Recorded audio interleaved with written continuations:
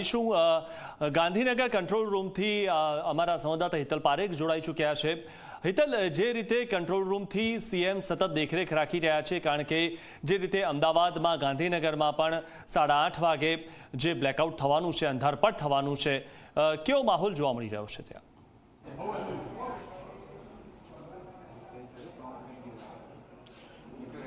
જી ચોક્કસ એવું કહી શકાય કે ભારત પાકિસ્તાનની તંગદિલીના કારણે જે પરિસ્થિતિ નિર્માણ થયું છે એ નિર્માણ અંતર્ગત અહીંયા કંટ્રોલ રૂમ છે એમાંથી સીધું મોનિટરિંગ જે બ્લેકઆઉટ સમગ્ર રાજ્યમાં આપવામાં આવ્યું છે, તબક્કાવાર બ્લેકઆઉટ છે। અને અત્યારે સેન્ટ્રલનો જે વિસ્તાર છે, ગાંધીનગર, અમદાવાદ સહિતના 6 જિલ્લા છે, તેમાં 8:30 થી 9 વાગ્યા દરમિયાન આ બ્લેકઆઉટ છે। સ્વાભાવિક છે કે એક વિશિષ્ટતા રીતે તમને જોવા જઈએ તો અત્યારે આ બ્લેકઆઉટ સંદર્ભની મિટિંગ ચાલી રહી છે। આ મિટિંગની વિશેષતા એ છે કે બ્લેકઆઉટ થાય, લાઇટ ચોક્કસ ચાલુ છે, પણ લાઇટનો પ્રકાશ બારીની બહાર ન જાય એ પ્રકારે પડદા નાખી દેવામાં આવ્યા છે। એટલે કે બ્લેકઆઉટ માટે પણ જે મિટિંગ છે, જે સમીક્ષા કરવામાં આવી રહી છે, જે અત્યાર સુધી 12 જિલ્લામાં સંપૂર્ણ રીતે બ્લેકઆઉટ સફળ રીતે પૂરું થયું છે। હવે 8:30 થી 9 દરમિયાન સીધી રીતે જે બ્લેકઆઉટનો પાર્ટ છે, જો અત્યારે લાઇટો બંધ કરી દેવામાં આવી છે, એટલે કે અહીંયા પણ 8:30 વાગી ગયા છે અને આ બ્લેકઆઉટ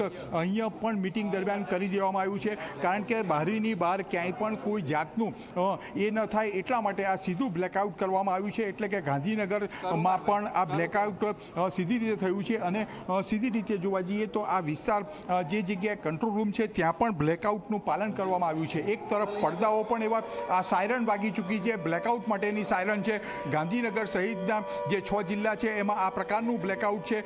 અત્યારે આપણે કંટ્રોલ રૂમ જ્યાંથી સીધું મોનિટરિંગ છે, અહીંયા પણ બ્લેકઆઉટ અંતર્ગત લાઇટો બંધ કરી દેવામાં આવી છે। આપ જોઈ શકો છો, માત્ર ને માત્ર જે કામગીરી છે, મોનિટરની કામગીરી છે, એ કામગીરી અંતર કરવામાં આવી રહી છે। સાથે સાથે આ વિશેષતા રીતે હું ખાસ કેમેરામેન રમેશ ટોડિયાને કહીશ કે આ લોકો કામગીરી કરે છે એ પણ સીધી રીતે બ્લેકઆઉટ અંતર્ગતની કામગીરી છે અને અહીંયા રૂમનો પ્રકાશ પણ ક્યાંય બહાર ન જાય એ પ્રકારે પડદા પણ પાડી દેવામાં આવ્યા છે। એટલે સીધી રીતે જોવા જઈએ તો પડદા પાડીને આ જે બ્લેકઆઉટ છે, બહાર એક પ્રકાશ ન જાય એ તમામ વ્યવસ્થાઓ કરવામાં આવી છે। અને અત્યારે સરકાર પણ આ મોક ડ્રીલ દરમિયાન એ જ અપીલ કરે છે કે તમારા રૂમમાં લાઇટ કદાચ ચાલુ હોય તો એ બારીઓ જે છે, જે જગ્યાએથી પ્રકાશ બહાર ન જાય, એટલે ક્યાંક ને ક્યાંક કોઈ પણ જાતનો પ્રકાશ ન જાય તો ઉપરથી કોઈ પણ જે વિમાનો દુશ્મન દેશોના જઈ શકે ત્યારે એને લાઇટ ન દેખાય અને કોઈ પણ બોમ્બાર્ડિંગ ન કરે એ પ્રકારની વ્યવસ્થા કરવી જોઈએ। એ અંતર્ગત વ્યવસ્થા